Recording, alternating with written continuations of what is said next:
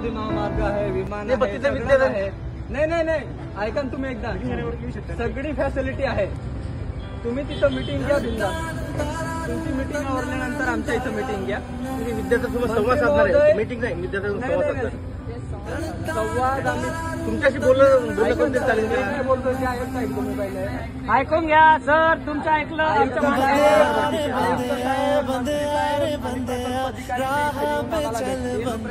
जसं लेखी आश्वासन देणार आहे ना ते आम्हाला द्यायला पाहिजे. त्यांच्या वतीने मी देतो ना.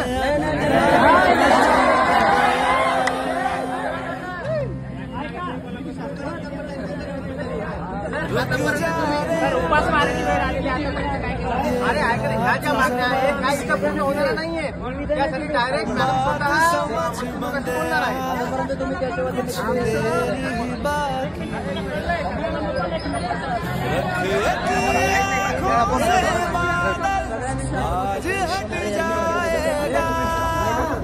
चाँद तेरी आँखों में बंदे चल के आएगा. मंत्री महोदय बोल रहे मागे जाणार नाही. आमची अशी हातून विनंती तुम्हाला किंवा समजून घ्या.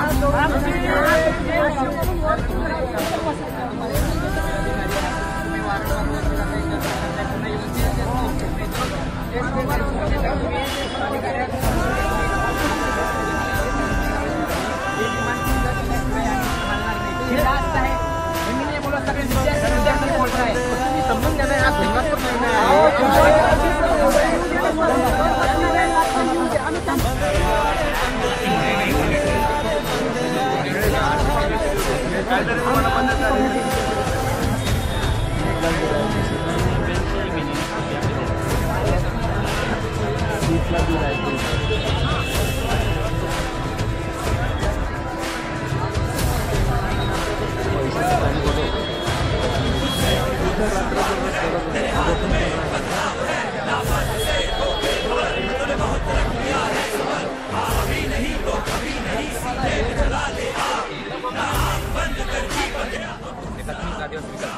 प्रकल्प कार्यालय छत्रपती संभाजीनगर येथे आज सकाळी 10 वाजेपासून आमच्या बेमुदत धरणे आंदोलन सुरुवात केली होती. आंदोलन सुरू झाल्यानंतर प्रथमतः आम्हाला जे प्रकल्प स्तरावर जे अधिकारी आहेत त्यांची भेट झाली, परंतु जे प्रकल्प अधिकारी मॅडम ज्या होत्या त्यांना आम्ही 30 तारखेला निवेदन दिलं होतं. त्या दिवशी त्याच्यामध्ये मेन्शन केलेलं आहे की 3 तारखेला आदिवासी मुलामुलींच्या वसतिगृहातील विद्यार्थी हे संबंधित प्रकल्प कार्यालय या समोर धोरणे आंदोलन बसणार आहे. हे माहीत असताना प्रकल्प अधिकारी मॅडम मुद्दाम रजेवर गेल्यात. त्यांना असं वाटतं आहे की विद्यार्थ्यांचं भविष्य पुढे म्हणजे त्यांचा जो मिटिंग त्यांनी आयोजन केलेला आहे तिकडे नागपूरला, तो मिटिंग विद्यार्थ्यांचं भविष्यपेक्षा त्यांना इम्पॉर्टंट वाटला असावा कदाचित. तर आता सध्याच्या रात्रीचे 1:30 वाजलेले आहे. संबंधित जे PSI सर आले आम्हाला भेटायला, PI सर आले, DSP सर आले, सगळ्यांचे प्रेशर होतं आमच्यावर. एक विद्यार्थ्याला टार्गेट करून त्यांनी पूर्णतः मोर्चा कसा मागं करता येईल किंवा आंदोलन कसं मागं म्हणजे कॅन्सल करता येईल हे पूर्ण दडप हे टाकण्याचा प्रयत्न केलेला आहे. आता सध्या 1:30 वाजले आहे. कोणत्याही प्रकल्प अधिकारी किंवा कोणत्याही मॅडमांनी आम्हाला वाटत मॅडमांनी कोणत्याही जेवणाची सोय करून दिली नाही. आता इथं जवळजवळ 200 ते 300 विद्यार्थी बसलेले आहेत. इथं बघू शकता तुम्ही विद्यार्थी काही कशा उपस्थित बसलेले आहे विद्यार्थी आपल्या, आणि बाहेर सुद्धा विद्यार्थी उपस्थित बसलेले आहे. आतापर्यंत कोणत्याही अधिकाऱ्यांच्याकडे लक्ष दिलेलं नाही.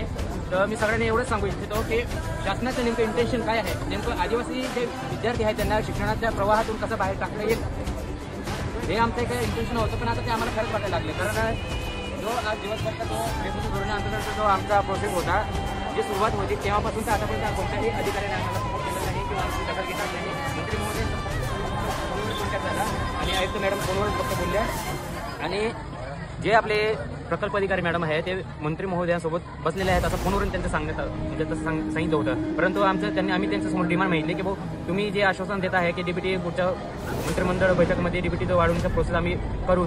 मग आम्हाला फक्त एवढं सांगायचं आहे की तुम्ही जे तुम्ही तोंडी आश्वासन देत आहे ते तुम्ही लेटर पॅडवर किंवा रायटिंग मध्ये लिहून दिलं असतं तर मग आम्ही आंदोलन मागे घेतलं असतं. फक्त एवढंच डिमांड केलं असतं मंत्री महोदयांनी, त्यांनी आमची डिमांड पूर्ण केली नाही. आता आम्ही पूर्ण सध्या 1:30 वाजलेले आहे. आज पूर्ण रात्रभर इथे बसणार आहे आणि सकाळीपर्यंत आमच्या मागण्या डिमांड जे कंप्लीट झाले नाही तर आम्ही उद्या संध्याकाळपर्यंत बघणार आहे, नाही तर इथून तर मंत्रालयापर्यंत पूर्ण पायी लोंग मोर्चा काढणार आहे. जय हिंद, जय आदिवासी. परंतु विद्यार्थ्यांची डिमांड होती की आयुक्त मॅडम नाही ना, म्हणजे आयुक्त मॅडम हे आम्हाला येऊन भेटावं. परंतु रात्रभर विद्यार्थी बसले, काल दिवसभर बसले, तरी आतापर्यंत कमिशनर मॅडम हे विद्यार्थ्यांपर्यंत आलेले नाहीत. आमची जी मागणी आहे की त्यांनी जी DBT जी योजना आहे ती बंद करून पूर्वीप्रमाणे भोजनालय हे चालू करण्यात यावं. त्याचबरोबर इतर विविध मागण्या आहेत. त्या मागण्यांसाठी आम्ही सर्व 1700 विद्यार्थ्यांचा कोठा या छत्रपती संभाजीनगरमध्ये, त्याच्यात 700 ते 800 विद्यार्थी या आंदोलनाला बसलेले आहेत. परंतु याकडे सरकारचं आणि आदिवासी विकास मंत्री आयुक्त यांचं कोणाचंही आमच्याकडे लक्ष नाही. हे जाणून बुजून आमच्यावर दुर्लक्ष करत आहे. म्हणून आयुक्त मॅडम हे आमच्या आंदोलनाला भेट दिली पाहिजे आणि आम्हाला लेखी आश्वासन देऊन त्या DBT बंद करून पूर्वीप्रमाणे भोजन व्यवस्था चालू करू, असं जोपर्यंत सांगत नाही तोपर्यंत हे आंदोलन चालू करणार. धन्यवाद. जय आदिवासी, जय जोहार, जय भीम. बोल गुलाब जिंदाबाद, बोल गुलाब जिंदाबाद.